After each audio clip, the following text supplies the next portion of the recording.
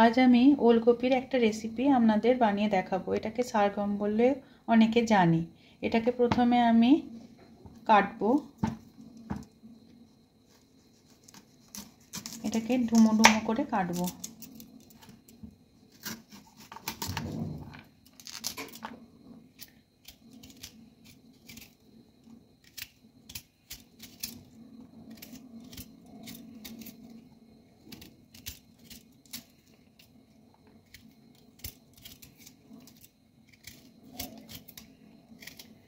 প্রথমে ছালটাকে এইভাবে ছাড়িয়ে নিতে হবে।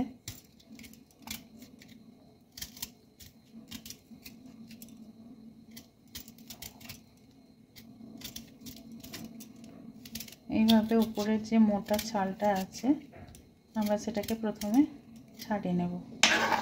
তারপরে দেখুন এইভাবে একটা চিল লাগাবো আর এইভাবে দিয়ে এইভাবে দেখুন এরকম পিস, এরকম ডুমো ডুমো পিস আমি ওলকপির কাটবো। এবার সমস্তটা আমি এইভাবেই কেটে নেব। আচ্ছা, এবার দেখুন আমি এইভাবে ওলকপিগুলোকে ডুমো ডুমো করে সব কটাকে কেটে নিয়েছিলাম। এবার এটা একটা পাত্রে গ্যাসে বসিয়ে দিয়েছি গরম জলে, তাতে অল্প একটু নুন দিয়ে দেবো। এই ওলকপিগুলোকে গরম জলে ভালোভাবে ভাপিয়ে নেব। এবার দেখুন আমি এগুলোকে ওলকপিগুলোকে ভাপিয়ে নিয়ে আমি একটা পাত্রে নিয়েছি ছেঁকে। ও তার এবার যে রেসিপিতে যেগুলো লাগবে সেগুলো আমি বলে দিই। ওলকপি তো নিয়েছি, তার সঙ্গে ডুমো করে আলু নিয়েছি, মটরশুঁটি নিয়েছি, আদা পেস্ট নিয়েছি, আর নিয়েছি কাঁচা লঙ্কা আর টমেটো। আর এখানে শুকনো মশলাই নিয়েছি, তেজপাতা নিয়েছি, এখানে শুকনো লঙ্কা নিয়েছি একটা গোটা, আর গরম মশলাই নিয়েছি দারচিনি, এলাইচি আর লবঙ্গ, আর নিয়েছি এখানে হলুদ গুঁড়ো আর শুকনো লঙ্কা গুঁড়ো, কাশ্মীরি শুকনো লঙ্কা গুঁড়ো, জিরে গুঁড়ো, ধনে গুঁড়ো।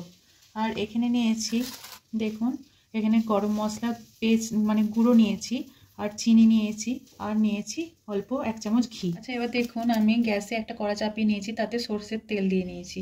এবার আমি প্রথমেই তেজপাতা দিয়ে দেব আর একটা শুকনো লঙ্কা দিয়ে দেব। নিরামিষ রান্নায় তেজপাতা দিলে একটা খুব সুন্দর গন্ধ ছাড়ে। এবার এই তেজপাতা আর শুকনো লঙ্কাটাকে ভালোভাবে একটু তেলেতে ভেজে নেব, যাতে এর গন্ধটা তেলেতে চলে আসে। একটু গরম হলো, ভাজা ভাজা হলো, এই সময় আমি গোটা গরম মশলা যেটা আছে সেটাও দিয়ে দেবো। এটাও এবার তেলের মধ্যে ভালোভাবে ফ্রাই করে নেব। যখন দেখবেন এই ফোড়নটা হয়ে গেছে, এবার তাতে প্রথমে দিয়ে দেবেন আলু।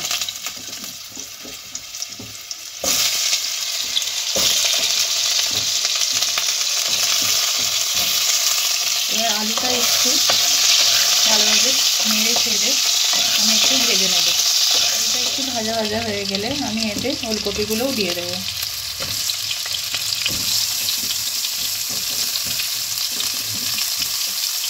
এবার ওলকপি আর আলুটা আমি ভালোভাবে লাল লাল করে ভেজে নেব। দেখুন আলু আর ওলকপি ভাজতে ভাজতে দেখুন গায়ে লাল লাল দাগ হয়েছে, মানে ভাজাটা আমার ভালোভাবেই হয়ে গেছে। এই অবস্থায় আমি এতে দিয়ে দেবো আদা বাটাটা। এবার আদা বাটাটা এই আলু আর ওলকপির সঙ্গে ভালোভাবে মিশিয়ে নেব।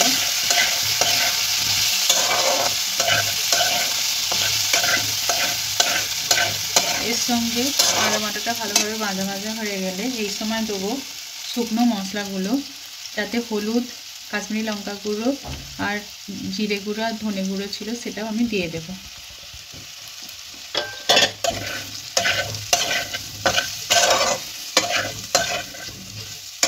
এবার মশলাটা ভালোভাবে আমি কষে নেব নেড়ে চেড়ে। আর একটু জল দিয়ে দেবো যাতে না মশলাটা ধরে যায়।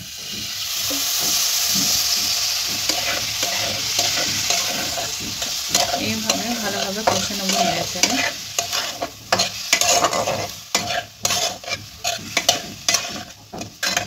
এই সময় আমি এতে কাঁচা লঙ্কা দিয়ে দেব, আর যে মটরশুঁটিগুলো নিয়েছিলাম সেগুলোও আমি দিয়ে দেব।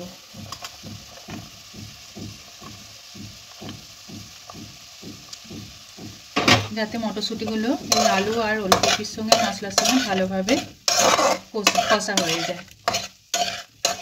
একটু কষা কষা হয়ে গেলে এতে আমি দিয়ে দেবো টমেটো কুচিগুলো। টমেটোটা এর সঙ্গে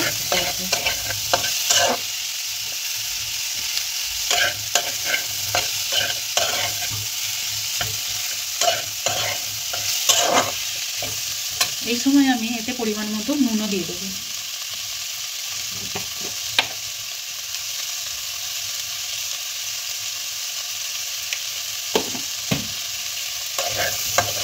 যাতে টমেটোগুলো তাড়াতাড়ি মশলার সঙ্গে গলে যায়।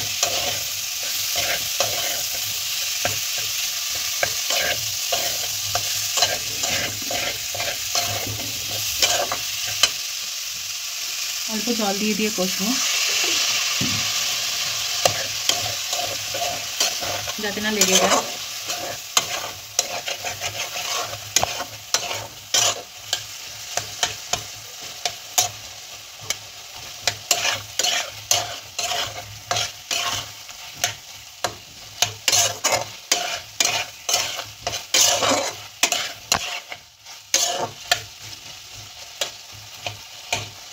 দেখুন টমেটোগুলো প্রায় গলে এসেছে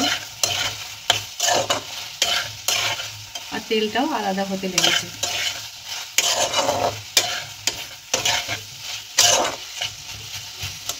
এবার আমি পরিমাণ মতো জল দিয়ে দেব যাতে আলু আর ওলকপিগুলো এর মধ্যে সিদ্ধ হয়ে যায়।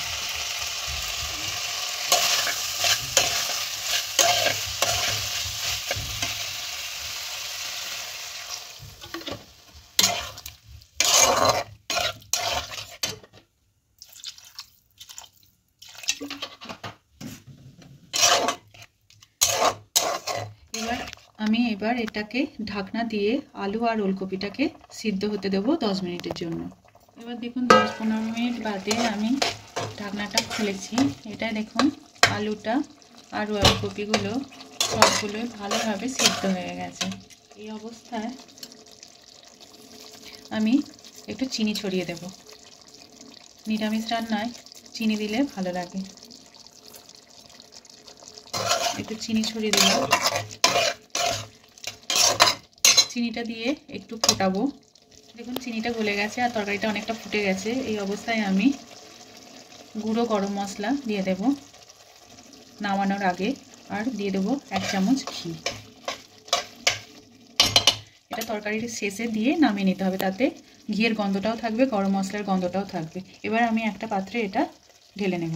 এখন আমি একটা পাত্রে ওলকপি আর আলুর কারি যেটা বানিয়েছি সেটা আমি পরিবেশন করেছি। এটা গন্ধটা অপূর্ব লাগছে, খেতেও দারুণ লাগে।